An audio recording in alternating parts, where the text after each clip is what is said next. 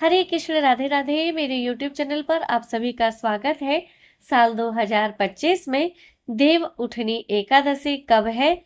1 या 2 नवंबर को जानेंगे सही तिथि।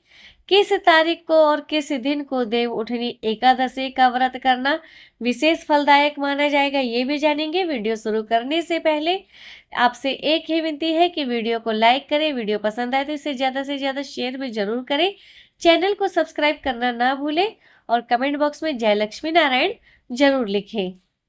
देव उठनी एकादशी, जिसे प्रबोधनी एकादशी और देव उत्थान एकादशी, तुलसी विवाह एकादशी के नाम से भी जाना जाता है। यह कार्तिक माह के शुक्ल पक्ष की एकादशी को आती है।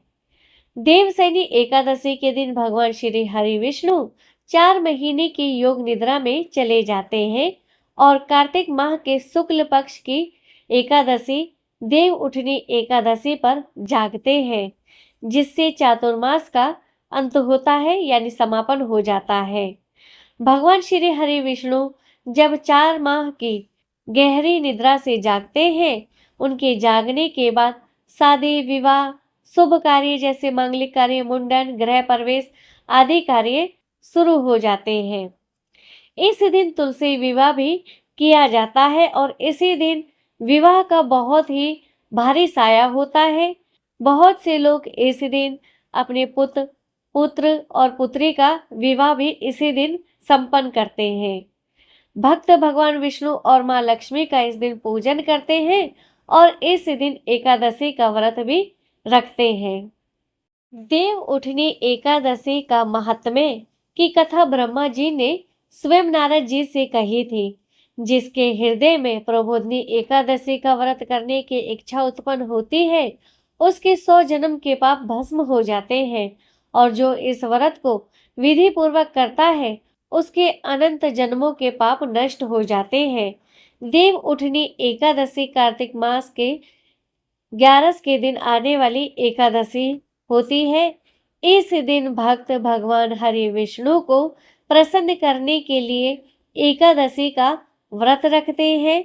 भगवान श्री हरि विष्णु के परम पवित्र नामों का सच्चे हृदय मन श्रद्धा भाव से भगवान श्री हरि विष्णु के परम पवित्र नामों का जाप करते हैं। प्रत्येक वर्ष 24 एकादशियां होती हैं। जब अधिक मास या मलमास आता है, तब इनकी संख्या बढ़कर 26 हो जाती है। आषाढ़ शुक्ल एकादशी को देवशयन हो जाने के बाद से प्रारंभ हुए चातुर्मास का समापन कार्तिक शुक्ल पक्ष की एकादशी के दिन देव उत्थान उत्सव होने पर होता है। एकादशियों में सबसे बड़ी एकादशी निर्जला एकादशी और देव उठनी एकादशी होती है। इस दिन भगवान श्री हरि विष्णु को प्रसन्न करने के लिए व्रत किया जाता है, नाम जाप भजन कीर्तन किया जाता है। आइए जानते हैं कि देव उठनी एकादशी साल 2025 में कब है।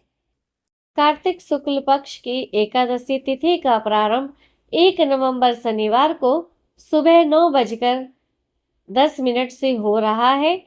यह तिथि 2 नवंबर रविवार को सुबह 7:30 पर खत्म होगी। इस बार देव उठनी एकादशी 2 दिन है, तो एकादशी का व्रत गृहस्थ लोग 1 नवंबर को देव उठनी एकादशी का व्रत रखेंगे, जबकि वैष्णव जन 2 नवंबर को देव उठनी एकादशी का व्रत रहेंगे। आइए जानते हैं कि इनमें से कौन सा व्रत सबसे ज्यादा फलदायी होता है।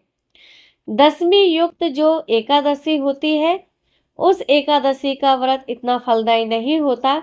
जो एकादशी और द्वादशी युक्त एकादशी होती है, वह द्वादशी सबसे ज्यादा श्रेष्ठ मानी जाती है।